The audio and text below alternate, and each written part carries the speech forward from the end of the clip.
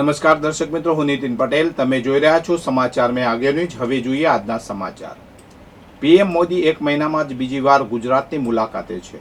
તેમણે ગાંધીનગરના કોબા ખાતે આજે મહાવીર જયંતિ નિમિત્તે સમ્રાટ સંસ્કૃતિ મ્યુઝિયમનું લોકાર્પણ કર્યું છે. સમ્રાટ સંસ્કૃતિ મ્યુઝિયમના ઉદ્ઘાટન પ્રસંગે પીએમ મોદીએ સંબોધનતા અંતે ગુજરાતીમાં કહ્યું કે આગ્રહ કરું છું કે મહારાજ સાહેબે તો આ બધું કર્યું, પણ આપણે જોવાનો પણ ટાઈમ ના આપે તો કેમ ચાલે. વધુમાં વધુ લોકો આવે અને જોઈને જતા રહે એમ નહીં, જાણવાની અને સમજવાની કોશિશ કરે. આ અમૂલ્ય ખજાનો છે. ગુજરાતમાં દરેક પેઢીના લોકો પરિવાર સાથે અહીં આવે અને મન ભરીને જુએ, જ્ઞાન અને મહાન વિરાસતનું ગૌરવ કરે. મારા માટે આજે મહાવીર જયંતિ શુભ છે. ગુજરાતની ધરતી પર પગ મૂકતાની સાથે પહેલો કાર્યક્રમ જડસે જુડના, અને હમણાં સાણંદ જાઉં છું ત્યાં જગતસે જુડના.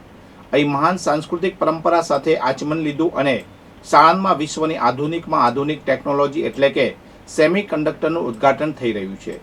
જડસે જુડના અને જગતસે જુડના એ ગુજરાતની ધરતી પરથી થઈ રહ્યું છે. બનાસકાંઠા જિલ્લાના બાગાયતી ખેડૂતો માટે ખુશખબર છે. બાગાયત ખાતાની વિવિધ યોજનાઓનો લાભ લેવા માટે નવીન ખેડૂત પોર્ટલ ખુલ્લું મૂકવામાં આવ્યું છે. ખેડૂતો 27 માર્ચ 2026 થી 26 એપ્રિલ 2026 સુધી આ પોર્ટલ પર અરજી કરી શકશે. આ યોજનાઓમાં કૃષિ યાંત્રિકીકરણ જેમ કે mini tractor, rotavator, cultivator, trailer, પાણીનું ટ્રેકર, કાચા પાકા શાકભાજી મંડપ, હાઇબ્રિડ શાકભાજી પાકોનું વાવેતર, પ્રાકૃતિક કૃષિ, ફળ પાકોમાં ઉત્પાદકતા વધારવાનો કાર્યક્રમ, લાંબા જામફળ, કેળ, પપૈયા, ટીસ્યુ કલ્ચર, ખારેક, કમલમ, દાડમ, સુગંધિત પાકો, ફૂલ અને મસાલા પાકોનો સમાવેશ થાય છે. રાજસ્થાન ગુજરાત સરહદ પર આવેલી છાપરી ચેકપોઇન્ટ પર રીકો પોલીસે ગેરકાયદેસર માદક દ્રવ્યો વિરુદ્ધ એક મોટી કાર્યવાહી હાથ ધરી છે. કડક નાકાબંધી દરમિયાન એક લક્ઝરી કારમાંથી કરોડો રૂપિયાની કિંમતનું 20.40 કિલોગ્રામ ચરસ જપ્ત કરવામાં આવ્યું છે.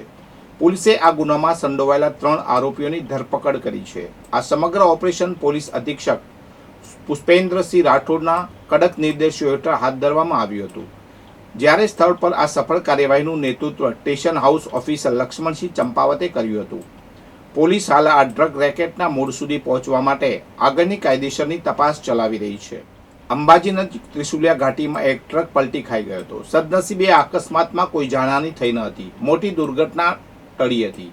આ ટ્રક અંબાજીથી દાતા તરફ જઈ રહ્યો હતો અને તેમાં માર્બલનો પાવડર ભરેલો હતો. પ્રાથમિક અનુમાન મુજબ ડ્રાઈવરે ઘાટી પર કાબુ ગુમાવતા હનુમાનજી મંદિર પાસે ટ્રક પલટી ખાઈ ગયો હતો. નોંધનીય છે કે ત્રિશુલિયા ઘાટી અકસ્માત ઝોન તરીકે જાણીતી છે અને ભૂતકાળમાં પણ અહીં અનેક અકસ્માતો બન્યા છે. ડીસા તાલુકાના માલગઢથી ડોલીવાસ સુધી બનાસ નદી પર નવા સબમર્સિબલ બ્રિજનું ખાતમુહૂર્ત કરવામાં આવ્યું છે. રાજ્યના વન અને પર્યાવરણ, ક્લાઇમેટ ચેન્જ અને વાહન વ્યવહાર વિભાગના મંત્રી પ્રવીણ માળીના હસ્તે સોમવારે આ ખાતમુહૂર્ત સંપન્ન થયું હતું. આ બ્રિજ રૂપિયા 36 કરોડના ખર્ચે 18 માસમાં તૈયાર થશે, જેનાથી 12 થી વધુ ગામોને ડીસા શહેર સાથે સીધો અને ટૂંકો રસ્તો મળશે. ખાતમુહૂર્ત પ્રસંગે મંત્રી પ્રવીણ માળીએ માલગઢના જોધપુરિયા ઢાણીમાં આવેલા શ્રી કાળા ગૌરવ ભૈરવ દાદાના મંદિરે દર્શન કર્યા હતા અને ત્યારબાદ ડીજેના તાલે અને ફૂલોની છોડો ઉડાડી ગ્રામજનોએ તેમનું ભવ્ય સ્વાગત કર્યું હતું. વધુ સમાચાર માટે જોતા રહો સમાચાર મેં આગે ન્યૂઝ. નમસ્કાર.